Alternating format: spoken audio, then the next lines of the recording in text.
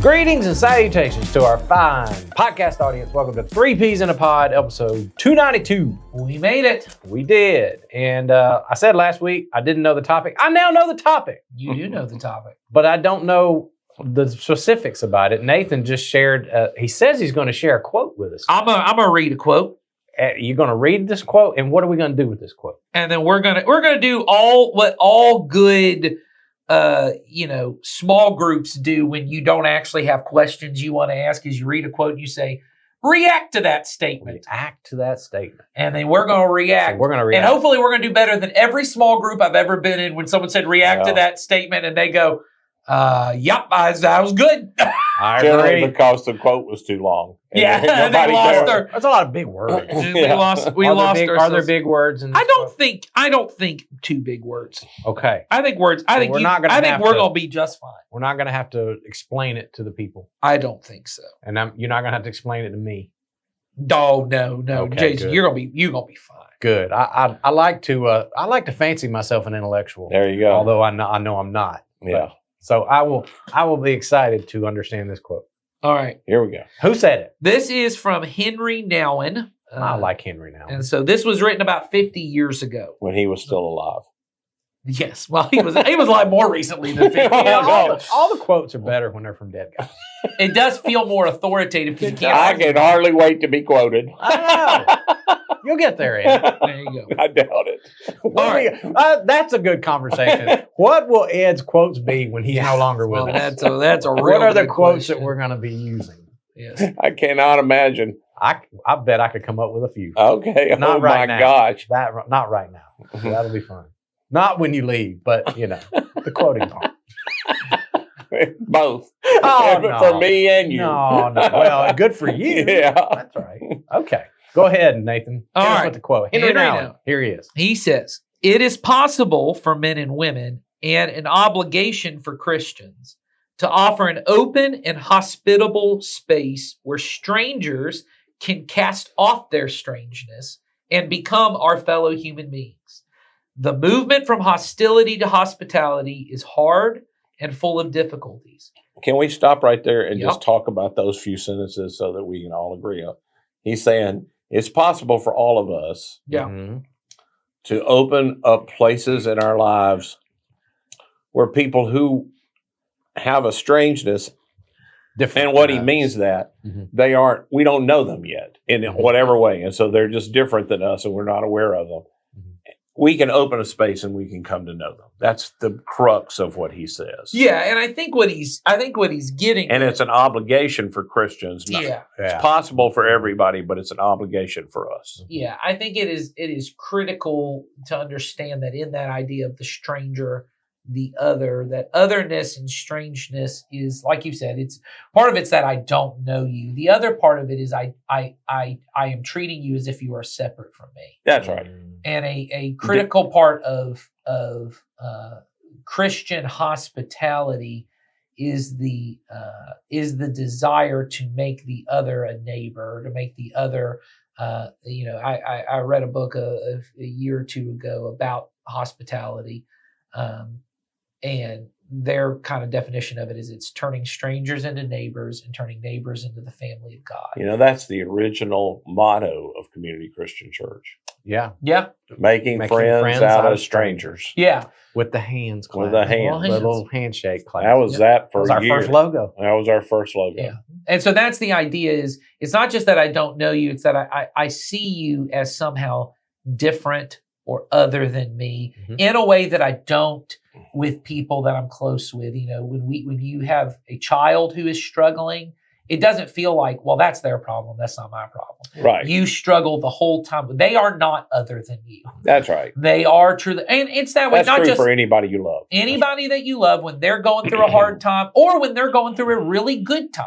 Yeah. You know, the producer Charlie right now, he and his wife are expecting a son. And so every time there's a ultrasound picture and Leah will share it with me, man, I'm just beaming. That's my whole day. Also, potentially about to buy a new home, and I'm very excited for very them. excited. May hear something before the end of the day, one way or the other. That'll be fun. So we get excited about all these kind of things because you're not strange to me. You're not other to me. You are in fact family. And he's saying it is possible. And that's the part I think that is most, it's not just that I can get to know people in my life. It is possible that even people I don't know their name yet would be, and as Christians should be, people that I felt the same way about. That when I saw them suffer, I would go, oh man, I can't move past that. Yeah. And there's something beautiful.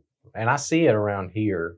I can point to you some people right now that I'm thinking about a conversation I had last week with a woman in our church who was standing in the lobby, and she was talking to my parents, and she had brought a gift for them because she knows the situation that they're going through. They're struggling through some things right now. She had brought a gift to them that she felt like would help them in their struggle. And she was sharing this and sharing love with them, telling how much they meant to her.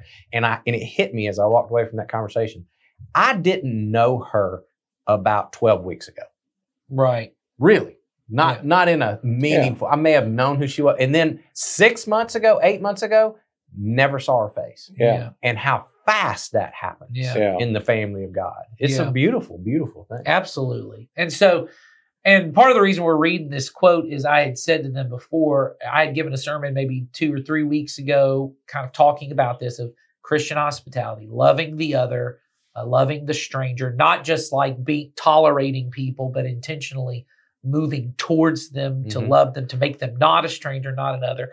And then the last 2 years, I mean, really our whole discipleship program around here has really been about this. But the last 2 years, we've gotten kind of really laser focused on this idea of hospitality.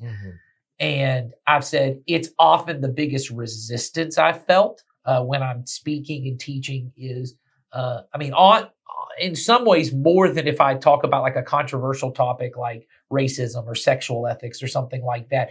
That tends to be something I say, and there are people in the room I can tell are uncomfortable, and everyone else is kind of like uncomfortable for other people. They're like, this is just awkward. It's like when you talk about money. They're like, I'm just kind of uncomfortable for everyone. Honestly, this is closer to money. This is something that I feel like most people go, I know what you're talking about. I don't want to do it. I don't want to think about it. And I've said that I think this quote right here gets to the heart of that. So the second part of that quote goes like this. Our society seems to be increasingly full of fearful, defensive, aggressive people, anxiously clinging to their property and inclined to look at their surrounding world with suspicion, always expecting an enemy to suddenly appear, intrude, and do harm. But still, that is our vocation, to convert the enemy into a guest and to create the free and fearless space where brotherhood and sisterhood can be formed and fully experienced.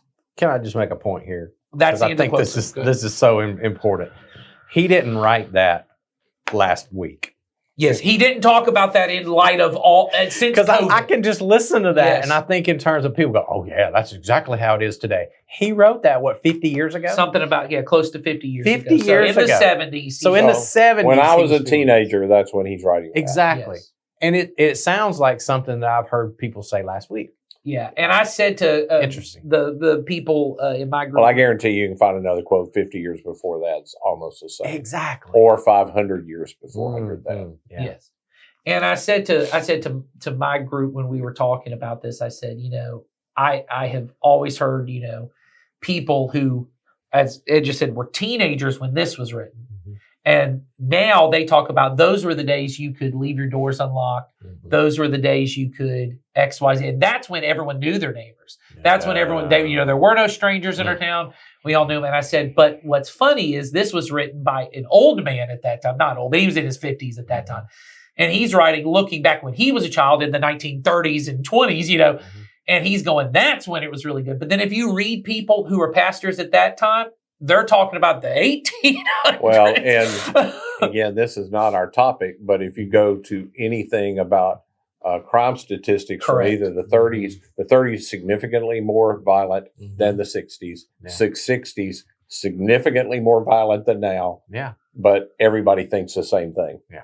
And so what I said to him was, I said, in the group I was in, what we were talking about is I said, maybe it's not that things get progressively worse or even progressively better. It's that the cycle of humanity is to assume things were better when I was younger or even before I was born, that there's this time we could recapture, and that part of what that is that when I was a kid, I didn't view the world in terms of enemies. I wasn't paying attention to the thing the adults are paying attention to. I don't have any money I feel like I'm trying to protect. I don't have any property that I feel somebody's going to want to steal. I don't have any of those kind of concerns going on. It's really interesting that I've said it many times that when I first became a Christian, I had never heard of tithing, though I obviously went to church, but I wasn't interested, so I didn't listen. And when Becky told me we had to give up 10% of our money, I didn't think we'd make it. And all I was making, we made $13,000 a year, so I wasn't giving away a whole bunch of money in the beginning, and I didn't think I could make it. But then once you get a little bit more, everything becomes a problem. I remember the first car I bought new, I wanted to treat it like it was a piece of something that I had to put bubble wrap around it. Nobody would damage it. Eventually, I'm like, that's just a thing. It's just another thing. Yeah. It's just a thing. Yeah.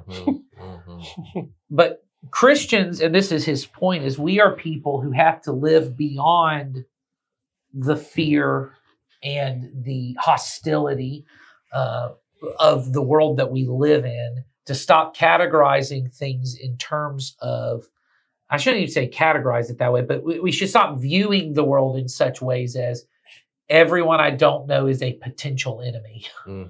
And instead figure out what is it to love the other, to love these people, to actually see it. I said to the group that I was teaching on Saturday about this, that it had become kind of clear to me that often the language we use to teach our kids things is so clearly fear-based. And I've talked about that before, but the one that was most clear to me is, my girls are at the age where they're aware that like other people honk at people when they're mad. And so they're frequently, if anyone ever they want me to lay on that horn. They're like, Daddy, they just cut you up, honk at them. Or if like we're sitting behind somebody, they're like, honk at them, tell them it's time to go. And I said, we're not going to do that.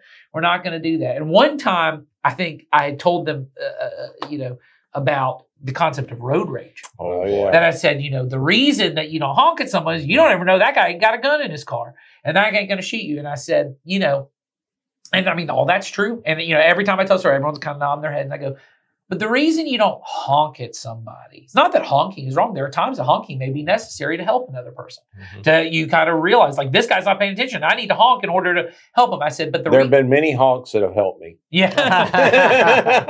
I said, but I never thought to say to my kids, and then eventually now I have, but I didn't originally have the thought of, we don't honk because I'm not going to be rude at this guy. I'm not going to yell at this guy because he pulled out in front of me. Because the danger is gone now. Like, he's in front of me. We didn't wreck. There's no reason to let this guy know. Look at how disapproving. Well, I think even when you think about when you're letting your kids go away in a car for the first time, you always end with, now be real careful. Be safe. And now everybody can't imagine a world where we can't track our kids. Right. Everywhere they go and know everything. And I just had somebody the other day say, you got to get those phones for those kids so you can be in contact with them all the time. Yeah. And I'm like, do you? No. There've been many who didn't. Yeah, that's right. You don't have to. And so I said out of that, which is there's a different way to even instruct that, to be thinking about, is the reason I wouldn't honk at someone is not because I'm afraid they're a threat to me. It's because I see them as the reason I wouldn't honk at you if you pulled out in front of me. If I'm going and, or either one of you, if we're all driving and I see, Jason pulled out in front of me, I wouldn't go, let me let Jason know, is because I go, that's Jason. And even if I think he was wrong, I'll have a conversation to him later. If I really thought it was a problem, really thought you needed to. But if I wouldn't, I'd let it go and I'd go, whatever, he's probably busy, he wasn't paying attention, it's whatever. But when I think you're a threat to me, I either have to honk to assert my dominance over you, or I don't honk in fear of what you do. And this is the way we tend to talk about things.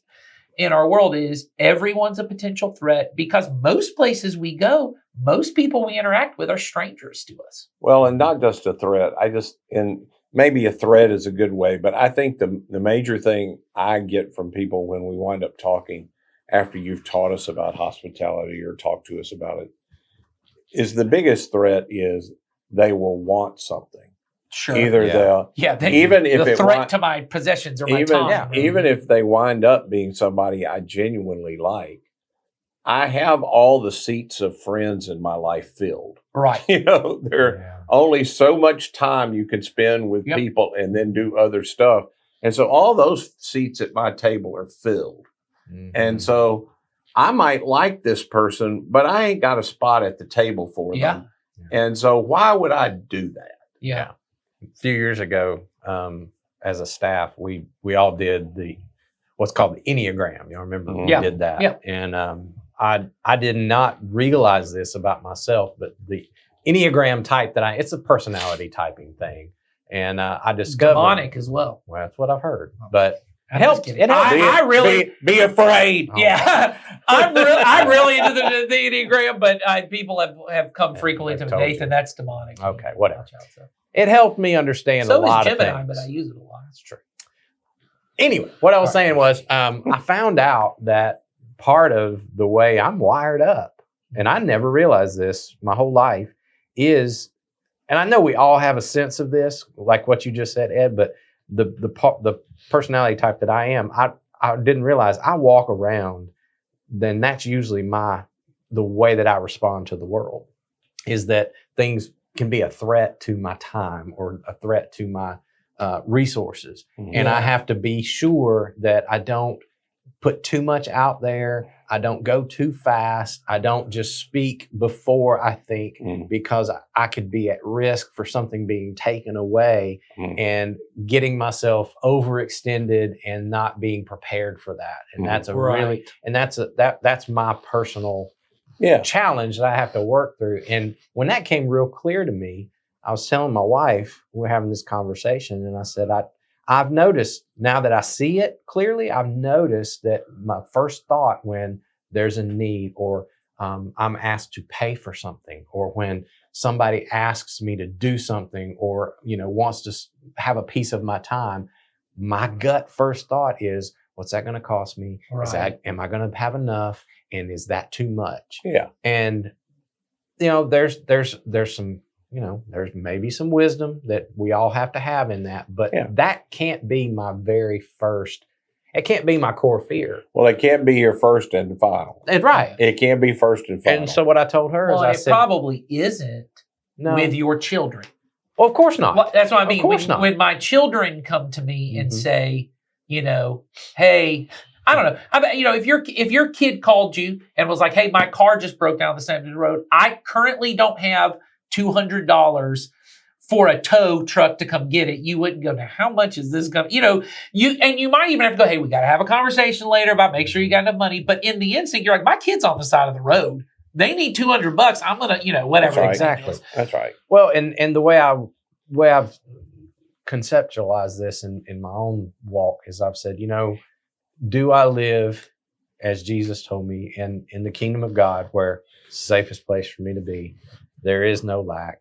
The Lord is my shepherd. I lack nothing. Right. He's got, he owns it all. He's got me. And do I believe that? Yeah. If I do, and that's my part of my formation, I've got to learn that. And if I do believe that, then I've got to learn how to, not let that be my guiding principle in the way that I interact with the world, the way I interact with people. It's like when I was, I'm walking through a parking lot, and I've got, I got groceries in my buggy. It happened to me just a few weeks ago. I got groceries on my buggy. I got to get to my car. I got somewhere I got to be. I got stuff to do. And I hear a voice as I'm walking by the car. Sir, can you help me? And, the flesh part of me goes, I got stuff to do. Right. I got time, not for you. But the Spirit said, turn and look. And I looked, and it's a single mom. She can't get all this. She's got kids in tow. She's got a big old bag of cat food or dog food or something she can't lift. and she just needs a little bit of my time and a little bit of my muscle. Right. And so what do? I turn Yes. towards her. That's right. She is a stranger, All right. but in that moment, she's a sister. Yeah, that's right. And I cooperate with God in that moment. Yeah. It wasn't because I was special or anything. No. It was just the moment God put me in. I said yes to him, and she and I had a great interaction, and I helped her out. And I thought to myself, that's the way I should be living my life all the time. And it's a struggle. So Yeah. to be quite honest, sometimes when you feel like you're pressed for time, you're pressed for money and all that stuff, and your instinct is hold on, don't let go. But that's not the way I've been called to live. That's right. You know, I do believe that there is, and I've said this before in other places, you won't shock either of you. I think particularly with money, and now that I think about it, I think time as well. We believe that they are limited, that they're not unlimited. Mm-hmm. Though, as Christians, we believe once I begin to follow Jesus, my time's not limited. Nope. I'm an unceasing spiritual being with a bright future in God's eternal kingdom. Yep. That's who I am. So that's what I believe. So I have to begin to live like my time's not limited. Yeah. And I don't believe that my resources all came about because of my hard work. I have been blessed by God because I've met people that are smarter and work harder than I do that don't have what I have. Right. And so God has blessed me so that I don't lack, but I must take what I say I believe, and I must discipline my body. I must, as Paul would say, beat my body. I must regularly condition my body by forcing it to do things that my instinct and my culture would tell me are wrong. Right. I must give up these things that I think are limited for the sake of, because I know they're not. Yeah. I say I know this is not limited. Yeah. I know it's not. So I'm going to begin to live as it. But it requires being open to the Spirit and then me disciplining myself, which means when I get it right, I go, thank you, God. When I don't get it right, I admit it. God, I missed that. God, I need mercy. I missed that one. Yeah. I think the critical part to lead towards it, and I'm going to teach on it again tonight, is it's becoming available. And the term that I try to use for that to be helpful is not even just being present. It's being at someone else's disposal. When something is available to me, it's at my disposal. And that Jesus makes clear the kingdom of God is at your disposal. And what he means is he says it is available to you. It's at hand. If you wanted it. And so then Jesus will do things like when someone is dealing with a demon or they're sick, got a sickness, he'll say the kingdom of God is at hand. And what he's saying is the power of God is at your disposal. It is right here. Look, it just healed them. See, look how close that was. I just had to say something had happened. And then we see this amazing power kind of flow through. And so God has already made, to your point about abundance, yes, someone could make the argument there are finite resources on this planet, and I have finite amount of hours in the day. But what God has made available to me is the unlimited resources of the heavens. And so when I get myself to a place where I start to go, if I give that time, I've worked a full day, and if I give an hour to my neighbor to sit and listen to their story I don't want to listen to, I'm not going to have time to rest. I'm not going to have time to get the peace that I need. And then I'm going to be exhausted the next day and, all these kind of things. And there's truth to all of that. But what I know is the joy and peace of God is available to me at any moment when I turn my attention to it and I can receive it. It is there. Now, that's the second part of availability is I have to make myself available to God. I have to have times Jesus, when he was in a finite body, would withdraw from the needs of people to go make himself available to the Father so that he's there to receive what he needs, to then return to other people. And then you can make yourself at other people's disposal. But you have to live in this constant process of, God, I'm available to you, and I know you're fully available to me. Now I am free to be available, because if this person takes too much from me, and this is what I've seen again and again, just with myself and these same struggles that you're talking about is when I get because at one point that was very helpful to me in my life, I had to get some pretty firm boundaries in my life about time and about relationships and what I could do. And those are helpful. Those are great and godly things. Mm-hmm. But now I'm at a place in my life where I have to go, those boundaries are things that, if God gave me for a reason and a purpose and maybe a season of time, that now I have to be willing to say, hey, this is not, I've got to ignore the boundary for a moment for the sake of what it is. And the example that I gave this time was my wife and I have a Sabbath day, and it's very critical. I just go, hey, all church business gets put to the side. This is not a day. I'm going to make sure the other days of the week, I do all the work I need to do so that I can say for this hour, these 24 hours we can be set. But recently there's been a single mom in our church who has needed help with some childcare. And my wife and I have offered to help with that. And so we've been helping with childcare on our Sabbath day. And we did it for 1 or 2 days. And then recently we just really needed a Sabbath day. And then we both felt like, I think we're maybe going to have to do childcare. And we had to talk about what was the purpose of our Sabbath day. Mm-hmm. And was it not to make us into the kind of people who can do this? I can't give up my Sabbath for 6 months in a row or 1 year in a row. Right. But for 6 weeks where I know I'm sprinting and I know I can do this, and we've had to do that financially, where I know for this period of time, we're not going to, we do the 10, we don't just do 10, 10, 80, but that's our kind of thing. We save this much, we do this. But there have been months where we've not saved at all because the need that was in that month, there was a need that came up. We go, that's where God wants us to be. And so what I'm going to have to trust is 1 month of not saving or 2 months of not saving. When I'm old and gray, God's not going to go, oh, you should have saved more. Because you talk about Enneagram, the voice that's in my head is not, there's not enough. The voice that's in my head is, everyone's going to look at you and go, you should have done better. You should have planned better. You should have thought more. But that's not the voice of God. Mm-hmm. That is the voice of that, so that if I may have to go to somebody one day and go, hey, I need help. Hey, I need this. The Father's going to go, hey, I'm blessing that because you were doing this all in my will and with cooperation. I'm not going to leave you out. And so that's the very same thing I think Jesus was trying to get across to the Pharisees about the Sabbath. Every time they had a conflict about the Sabbath, he was like, you've taken something that's so good and God gave you as a gift, and you've turned it into something that's actually malforming your soul so that you can't be the person God wants you to be. Yes. It wasn't made for that. It was, man wasn't made for the Sabbath, or Sabbath was made for you. Yes. That kind of thing. So it's the same concept. Yeah, you got to get to a place where you say, the boundaries are helpful. And one of the reasons the boundaries are helpful in your life is for me to remember I'm not God.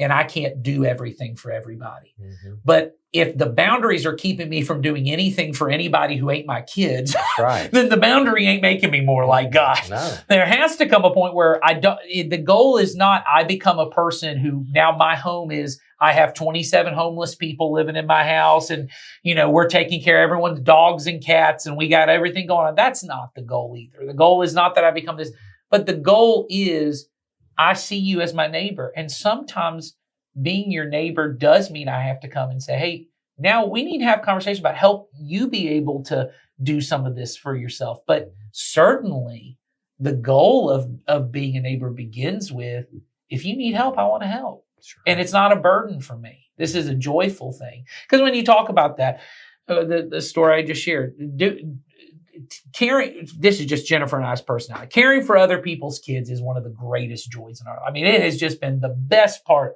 of our weekend as we go, this has been now part of our Sabbath. It gets incorporated. There's a little bit more responsibility, but man, this is the greatest blessing for us. Mm-hmm. And I hear that from people over and over again. When you open yourself up to make space for another person, it begins, every moment leading up to it feels like a burden. Mm-hmm. And then when you do it, you go, man, I'm really glad I did that. Sure. Because the Spirit blesses into that of going, you feel this connection of, this is the way it was supposed to be. Well, it's the nature of God in everything that we do when we obey Him. Mm-hmm. He blesses on the backside of it. We see the goodness of what He was trying to get us to do. I was thinking when you were talking about the Sabbath and giving and all of those kind of things are to remind us that we're not God.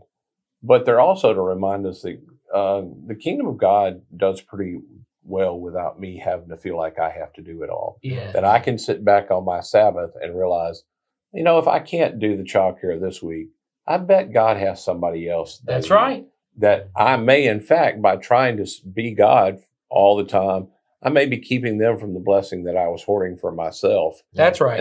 And that God will bless both my giving and my boundaries at the time. That's right. For that kind of thing. It comes along with realizing it's the same thing we've talked about in other ways of coming to the point that when I need help, that I'm willing to receive help. It's a reciprocal thing on both sides. And I think most of us can't imagine being in. We would rather be the one that gave help. We'd never want to be the one asking for help. Yeah. And that's pretty arrogant.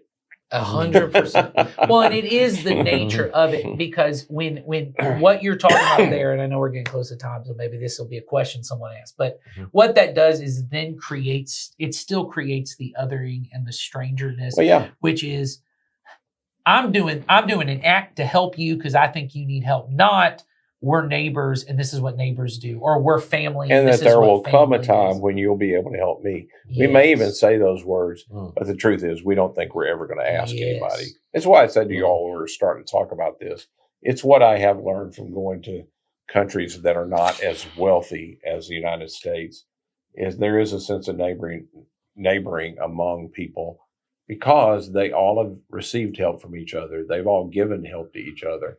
They don't look at people who need help, which tends to be the case for lots of people in the United States. If they had done better, I wouldn't have had to help them. People don't tend to think that. They share more freely. They receive a lot of joy from both sharing and being the one shared with. Hospitality is a normal kind of thing. Yes. And that may pretty much anywhere where you don't have a lot of money. Yeah, that's right. Yeah, sure. Because you don't need. It's very true, even among poor in the United States. They are among. They are, again. It's one of the things I've learned in spending a lot of time with people in poverty here. They will not come to a meal where you have been provided for them, and if they got the last piece of bread, they will break it in half and give it to the guy in the thing behind them. Yeah. They will not hoard it. Yeah. So Jesus had a point. He said he'd be among the poor. Yeah. You'll learn a lot. You find him there a lot. If you keep your eyes open instead of feeling really good about yourself because you're not. Yeah, that's true. Yeah. All right. Well, once again, I do not have a preview for next week because I don't know what's going to happen next week. Nathan's been just feeding us with quotes and Reddit questions and all kinds of stuff. So, man, if you like that stuff, come on back next week. We will sure have one ready for you. So, all right, Ed. Excuse me. Ed's okay. I thought Jason was about to wrap up. I could hold my cough, but I couldn't. I was trying. I couldn't get there. I couldn't beat the cough. Yeah, no. All right. Well, we'll see you next week. Bye.